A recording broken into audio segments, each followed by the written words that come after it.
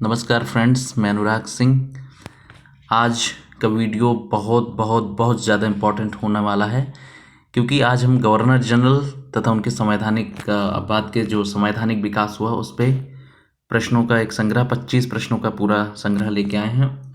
ये सारे प्रश्न इतने इम्पोर्टेंट हैं कि सारे के सारे प्रश्न एसएससी और पीसीएस स्तर पे पूछे गए प्रश्न हैं। इनमें से आप सर्च करके देख लीजिए, एक भी प्रश्न ऐसा नहीं है जो पूछा ना गया हो। सारे प्रश्न पूछे गए हैं, बहुत इंपॉर्टेंट प्रश्न हैं। तो बिना किसी देरी के शुरू करते हैं, लेकिन उससे पहले आप लोग चैनल को सब्सक्राइब करें, शेयर करें अपने दोस्तों के साथ, लाइक करें और कमेंट करके बताएं। तो बिना किसी देरी के आइए शुरू करते हैं। पहला प्रश्न गवर्नर जनरल और संवैधानिक विकास से। नंबर 1 पहला प्रश्न है, किस वायसराय के कार्यकाल के दौरान भारत की राजधानी कलकत्ता से स्थानांतरित होकर दिल्ली बनी? किसके कार्यकाल में? लॉर्ड विलियम बेंटिक के, लॉर्ड कैनिंग के, लॉर्ड मेयो के या लॉर्ड हार्डिंग के? तो इस प्रश्न का उत्तर हो जाएगा डी, अर्थात लॉर्ड हार्डिंग के। लॉर्ड हार्डिंग के कार्यकाल में कलकत्ता से दिल्ली स्थानांतरित होके आई। दूसरा प्रश्न है, अच्छा 1911 ईस्वी में घोषणा हुई थी और 12 में ये स्थानांतरित होके आई। डेट याद रखना है, 1911 में घोषणा हुई थी, लेकिन वो 12 में आई। ठीक है। अगला दूसरा प्रश्न है, स्वतंत्र भारत के प्रथम तथा अंतिम भारतीय गवर्नर जनरल कौन थे? ये आपको पता होगा। स्वतंत्र भारत के प्रथम और अंतिम भारतीय गवर्नर जनरल कौन थे? Lord Mountbatten, Lord Cornwallis, Lord Hardinge या सी राजगोपालाचारी? इस प्रश्न का उत्तर सीधा सा सी राजगोपालाचारी। अगला प्रश्न है तीसरा, क्योंकि ये अगर आपसे पूछे अंतिम गवर्नर जनरल कौन है, अंतिम ब्रिटिश गवर्नर जनरल कौन था, तो लॉर्ड माउंटबेटन थे। लेकिन अंतिम भारतीय गवर्नर जनरल या प्रथम भारतीय गवर्नर जनरल, अंतिम गवर्नर जनरल पूछ लिए या प्रथम भारतीय गवर्नर जनरल, तो सी राजगोपालाचारी जी हो जाएंगे। ठीक है। तीसरा प्रश्न देखते हैं, किस भारतीय राज्य पर कब्जा करने के लिए राज्य अपहरण या हड़प नीति को अपनाया गया था? सतारा, नागपुर, झांसी, पंजाब। सॉरी, मैंने आपको पढ़ दिया क्वेश्चन, पढ़िए क्वेश्चन ध्यान से। किस भारतीय राज्य पर कब्जा करने के लिए राज्य हड़प नीति को नहीं अपनाया गया? ठीक है। सतारा के लिए अपनाया गया, नागपुर के लिए, झांसी के लिए, तीनों के लिए अपनाया गया, जबकि पंजाब के लिए हड़प नीति के माध्यम से नहीं बल्कि युद्ध के माध्यम से विलय किया गया। युद्ध हुआ, युद्ध में पंजाब किस जो उस समय के राजा थे वो हारे और अंग्रेजों ने उसको अपने में समाहित कर लिया। अगला चौथा प्रश्न है, एक खुली प्रतियोगितात्मक परीक्षा के माध्यम से इंडियन सिविल सर्विसेज में भारतीयों के लिए प्रवेश को निम्नलिखित में से किसने संभव बनाया? यानी इन जो ब्रिटिश गवर्नर जनरल हैं, इनमें से किसने खुली प्रतियोगिता के माध्यम से इंडियन सिविल सर्विसेज में भारतीयों को लेना शुरू किया? विलियम बेंटिक के काल में, डलहौजी के काल में, लॉर्ड मेयो के काल में या लॉर्ड रिपन के काल में? तो इस प्रश्न का जो उत्तर है वो हो जाएगा डलहौजी के कार्यकाल में ये काम शुरू हुआ। लॉर्ड डलहौजी के कार्यकाल में शुरू हुआ। डलहौजी ने खुली प्रतियोगितात्मक परीक्षा के माध्यम से भारतीयों को भी लेना शुरू किया सिविल सेवा में। ठीक है। अगला प्रश्न देखते हैं, पांचवा, भारतीय सिविल सेवा में चयनित होने वाले प्रथम भारतीय कौन थे? सुरेंद्रनाथ बनर्जी, सत्येंद्रनाथ टैगोर, सुभाष चंद्र बोस जी, रविन्द्रनाथ टैगोर जी। तो इस प्रश्न का उत्तर हो जाएगा, भारतीय सिविल सेवा में चुने गए पहले जो भारतीय थे वो थे सत्येंद्रनाथ टैगोर जी। तो इस प्रश्न का उत्तर हो जाएगा सत्येंद्रनाथ टैगोर। ठीक है। और इनका जो ये सेलेक्ट हुए थे भारतीय सिविल सेवा में 1863 में। कब? 1863 में। और इनके जस्ट बाद 1869 में सुरेंद्रनाथ बनर्जी, इनका जो है सिलेक्शन हुआ था। ठीक है। बाद में सुभाष चंद्र बोस भी, बाद में आगे सुभाष चंद्र बोस का भी चयन हुआ, लेकिन उन्होंने त्याग दिया। छठा प्रश्न है, इंग्लैंड के हाउस ऑफ कॉमन्स द्वारा भारत के किस गवर्नर जनरल पर महाभियोग चलाया गया? मैंने आपको पहले ही बता दिया, जैसे भारत में संसद है, संसद के 2 अंग हैं, संसद 2 भाग में है, 3 भाग में है, वैसे अंग देखें तो 3 है संसद के अंग। कौन कौन है? राष्ट्रपति, लोकसभा और राज्यसभा। तो राज्यसभा और लोकसभा जैसे ही इंग्लैंड में दो संसद हैं, दो सदन हैं। एक बोलते हैं हाउस ऑफ कॉमन्स, जिसे हम लोग यहाँ लोकसभा बोलते हैं, और दूसरा लॉर्ड हाउस बोलते हैं, जिसे हम राज्यसभा यहाँ बोलते हैं।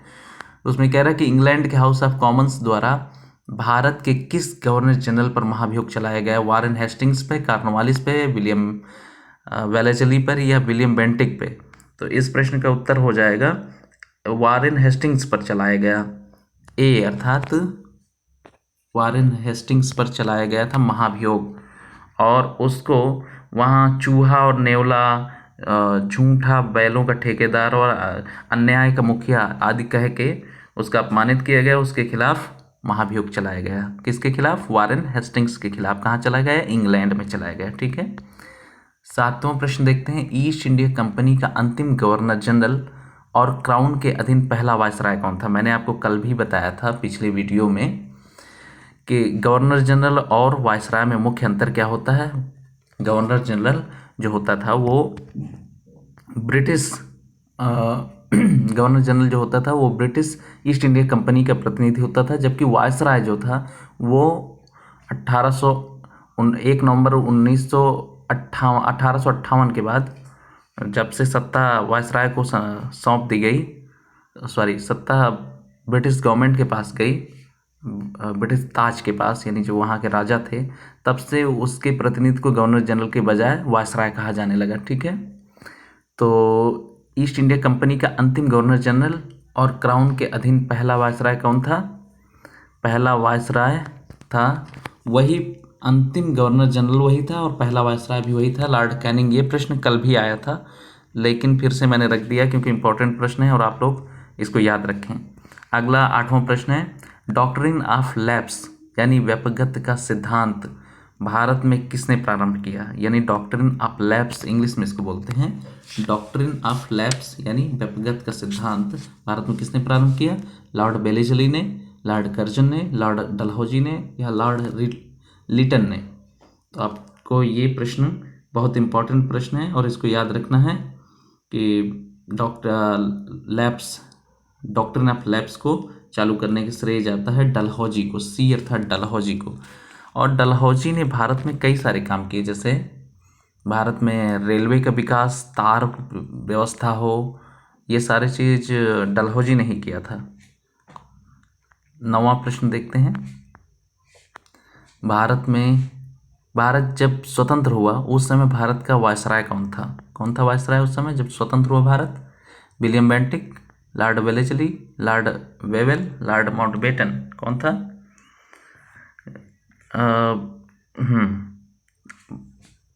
इस प्रश्न को ध्यान से देखिए। भारत जब स्वतंत्र हुआ 1947 में, उस समय भारत का वायसराय कौन था? उस समय भारत का वायसराय कौन था? Lord Mountbatten. ठीक है, अर्थात लॉर्ड माउंटबेटन, डी। ठीक है। अगला प्रश्न देखते हैं। निम्नलिखित में से किसको लॉर्ड कर्जन का सबसे उपयोगी और महत्वपूर्ण सुधार माना जा सकता है? विशेषतः अविभाजित पंजाब प्रांत में रहने वाले लोगों के संबंध में। कृषि सुधार को, औद्योगिक सुधार को, पुलिस सुधार को, या शैक्षिक सुधार को? तो जब पंजाब की बात स्पेशली आ रही है तो कृषि सुधार को। अदरवाइज लॉर्ड कर्जन ने इन सारे क्षेत्रों में काम किया है, कृषि सुधार पर भी, औद्योगिक सुधार पर भी, पुलिस सुधार पर भी और शैक्षिक सुधार पर भी। ठीक है। आइए देखते हैं थोड़ा डिटेल में इस प्रश्न को। लॉर्ड कर्जन द्वारा सन 1901 में सर कॉलिन स्कॉट मॉनक्रीफ की अध्यक्षता में, किसकी? कॉलिन स्कॉट मॉनक्रीफ की अध्यक्षता में सिंचाई आयोग की नियुक्ति की गई। इसी के द्वारा झेलम नदी नहर का निर्माण कार्य पूरा करवाया गया तथा अपर चिनाब, अपर झेलम आदि जो नहर थी उनका निर्माण करवाया गया।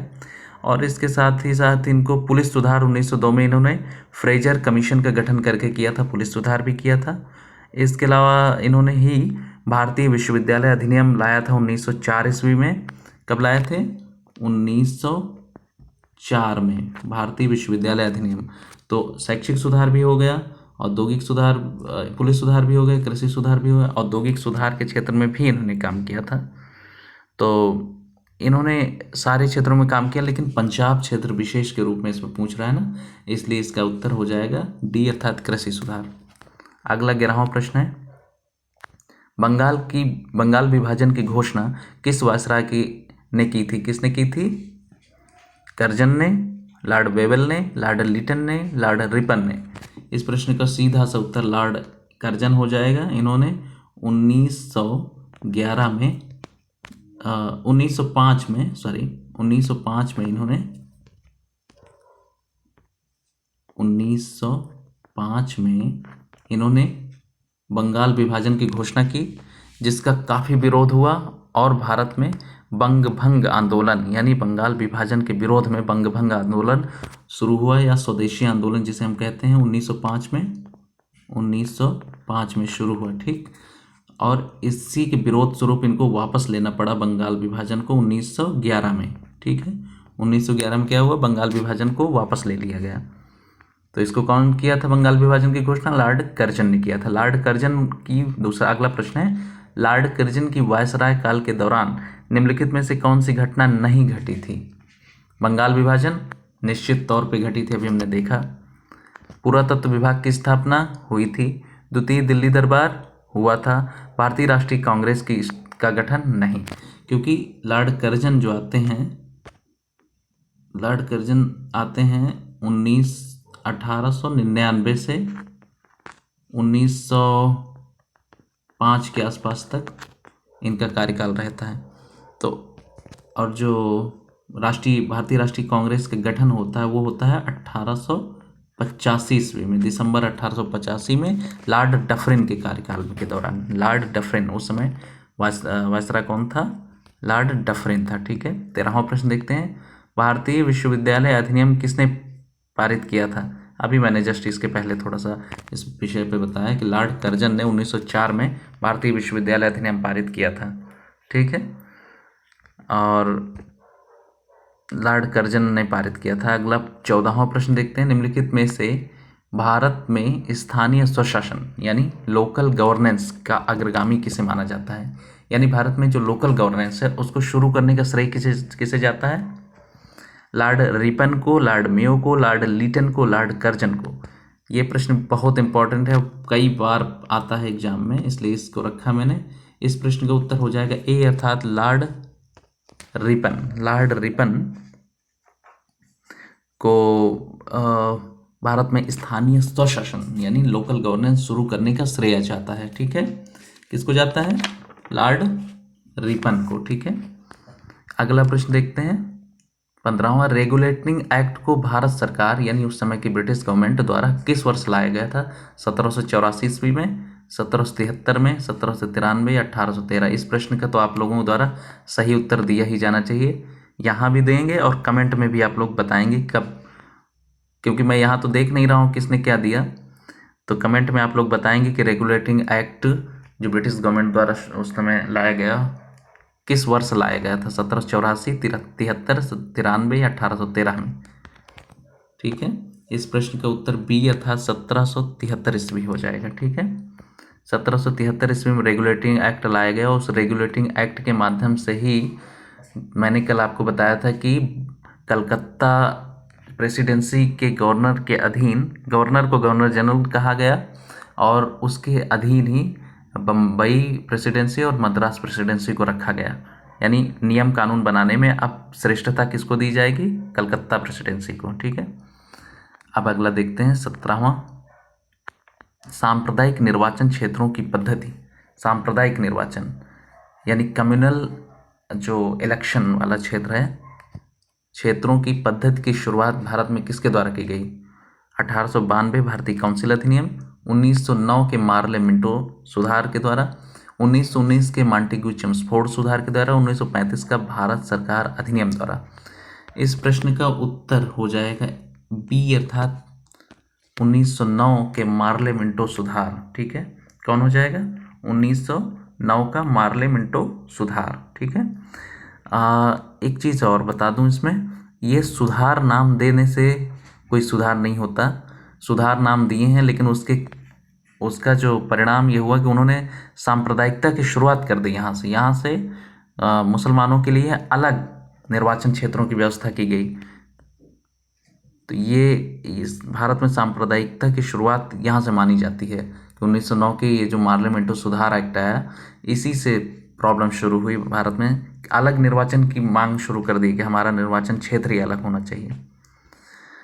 18वां प्रश्न देखते हैं, भारत में प्रांतीय मैं आपको एक चीज़ बता दूं, मैं जो हो जाता है, जो मे का मैं हो जाता है, वो टाइपिंग में लेता नहीं है जल्दी से, इसलिए मैं हो जाता है, इसको आप लोग इग्नोर कीजिएगा।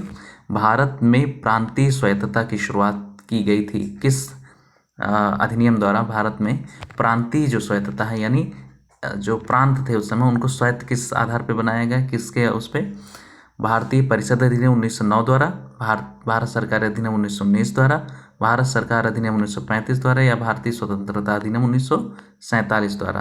तो इस प्रश्न का जो उत्तर हो जाएगा वो हो जाएगा, इस प्रश्न का उत्तर हो जाएगा सी, अर्थात 1935 द्वारा। 1935 द्वारा जो प्रांतीय स्वायत्तता को स्वीकार किया गया। और क्योंकि अभी तक 1919 का जो अधिनियम, उसमें द्वैध शासन की व्यवस्था थी, यानी द्वैध शासन, सरकारें तो होंगी लेकिन जो मेन सत्ता होगी वो गवर्नर जनरल चलाएगा। तो द्वैध शासन यही था कि स्थानीय स्तर पे या प्रांतीय स्तर पे सरकार आप गठित कर सकते हैं, लेकिन उसका मेन जो हेड होगा या सारी चीज़ों को कंट्रोल जो करने वाला होगा, नियम कानून आप बनाएंगे तो उसकी मर्जी के बिना वो पारित नहीं होंगे, तो वो कौन करता था? Governor general. इसलिए द्वैध शासन बोल देते थे। तो द्वैध शासन की शुरुआत कब होती है? 1919 के भारत सरकार अधिनियम द्वारा।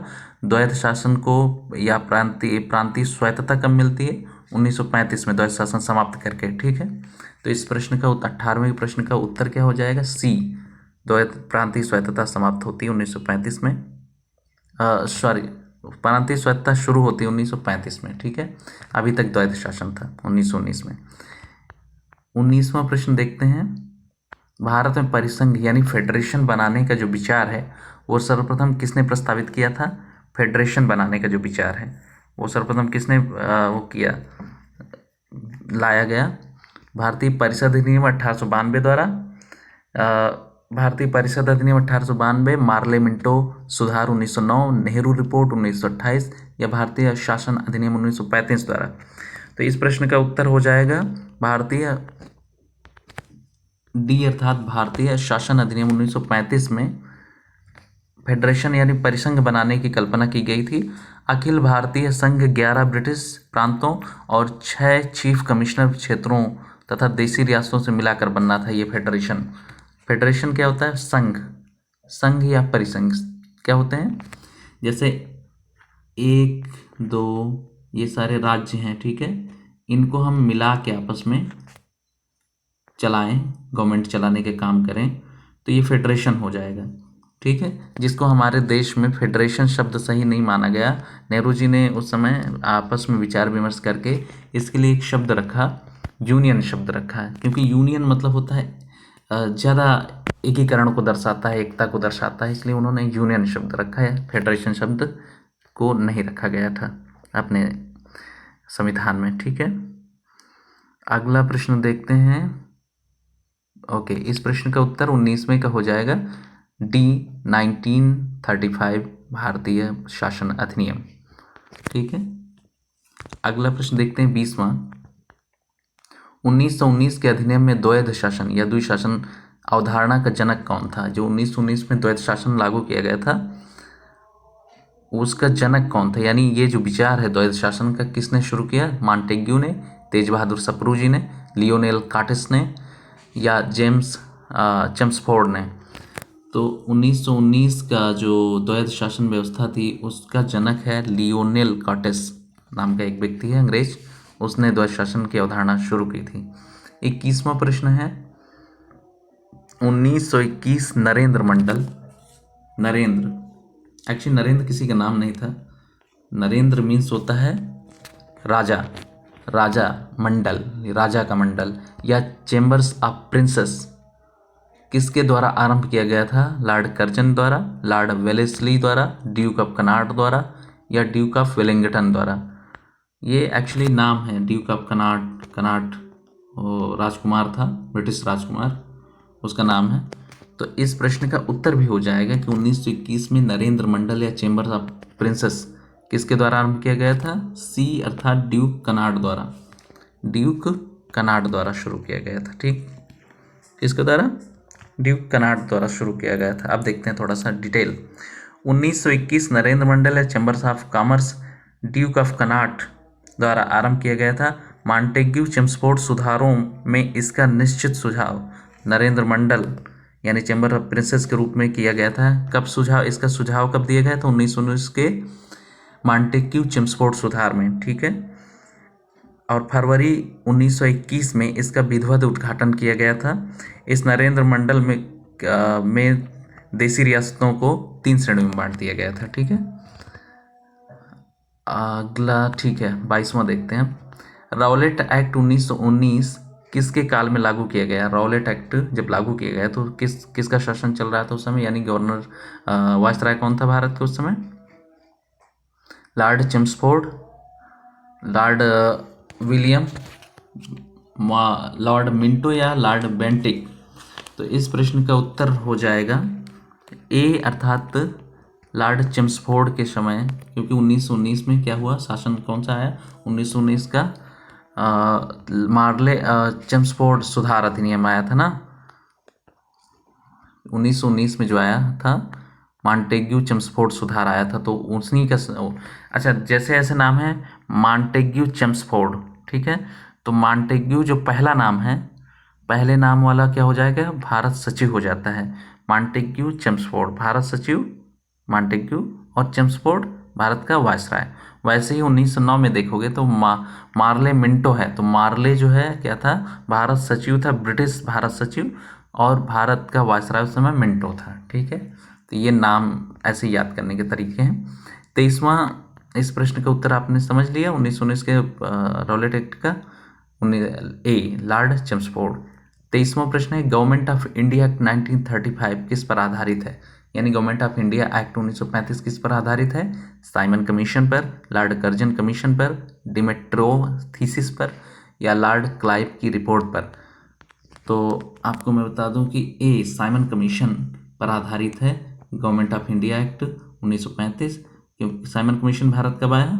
1927 में गठन हुआ, 28 में भारत आया। ठीक है, साइमन कमीशन के विरोध स्वरूप भारत में हर जगह विरोध प्रदर्शन किए गए और साइमन गो बैक के नारे भी दिए गए थे, आप लोग को पता होगा। और इसी के विरोध स्वरूप पंजाब में काफ़ी विरोध हुआ था। पंजाब में विरोध स्वरूप ही काफ़ी आंदोलन भी किए गए थे। आगे 24वां प्रश्न देखते हैं।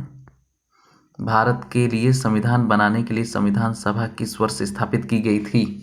यानी जो भारत की जो संविधान सभा है जिसने संविधान का निर्माण किया है बाबा साहेब भीमराव अम्बेडकर के नेतृत्व में, वो उसकी स्थापना किस वर्ष की गई? वो स्थापित किस वर्ष की गई? 1946 ईस्वी में, 1947 ईस्वी, 1948 ईस्वी या 1949 ईस्वी में? तो इस प्रश्न का उत्तर ए हो जाएगा, 1946 में स्थापित की गई थी। और पहली बैठक, संविधान सभा की पहली बैठक कब हुई थी? 9 दिसंबर 1946। दूसरी बैठक 11 दिसंबर 1946, तीसरी 13 दिसंबर। तो जब पहली बैठक संविधान सभा की हुई तो पहली बैठक में जो अस्थायी अध्यक्ष बनाए गए थे वो कौन थे? सच्चिदानंद सिन्हा जी। दूसरी बैठक से स्थायी अध्यक्ष चुन लिए गए डॉक्टर राजेंद्र प्रसाद। ठीक है, 24वें के बाद 25वां प्रश्न आइए देखते हैं। 1919 का प्रसिद्ध जलियांवाला बाग कांड, जलियांवाला कांड जो था वो किससे संबंधित था? राउलेट एक्ट के विरोध स्वरूप सभा से, मोहम्मद सैफुद्दीन किचलू तथा सत्यपाल की गिरफ्तारी के विरोध में, जनरल डायर के खिलाफ सभा हो रही थी उसके खिलाफ, या किसानों के खिलाफ सभा? तो 1919 का जो प्रसिद्ध जलियांवाला कांड हुआ जिसमें जनरल डायर ने हजारों आदमियों को गोली से भून दिया, निर्दयी आदमी ने, तो उसका जो वास्तविक कारण उस समय था वो क्या था? उस समय जलियांवाला बाग जो राउलेट एक्ट था उसके विरोध में मोहम्मद सैफुद्दीन किचलू और डॉक्टर सत्यपाल को गिरफ्तार कर लिया गया था। उस गिरफ्तारी के विरोध में लोग पंजाब में जलियांवाला जगह में इकट्ठे हुए थे और एक मेला था, मेला में इकट्ठे हुए थे। मेले में इकट्ठे होने के साथ ही आपस में बातचीत करते करते एक सभा छोटी सी ऑर्गेनाइज की गई। उस सभा में इसी के विरोध में बातचीत हो रही थी, तब तक जनरल डायर आया और बिना किसी प्रकार की सूचना दिए, क्योंकि उसमें निकलने का, जलियांवाला बाग से निकलने का एक ही रास्ता था और उस रास्ते पे ही वो अपने सैनिकों को लेकर खड़ा हो गया और तब तक गोलियां बरसाता रहा जब तक उसके पास गोलियां थी। उस जलियांवाला बाग के बीच में ही एक कुआं है, बहुत सारे लोग तो उस कुएं में कूद गए और मर गए, बहुत लोग मरे। आप लोग मुझे सर्च करके पता करके बताएंगे कितने लोग मारे गए थे इस विभत्स कांड में। ठीक है, आज के वीडियो का ये अंतिम प्रश्न था। तो अब अगला जो हमारा वीडियो आएगा वो राष्ट्रीय आंदोलन पे होगा, जैसे स्वदेशी आंदोलन, असहयोग आंदोलन, उस पे होगा, उसको अगला देखेंगे। तब तक के लिए नमस्कार, जय हिंद।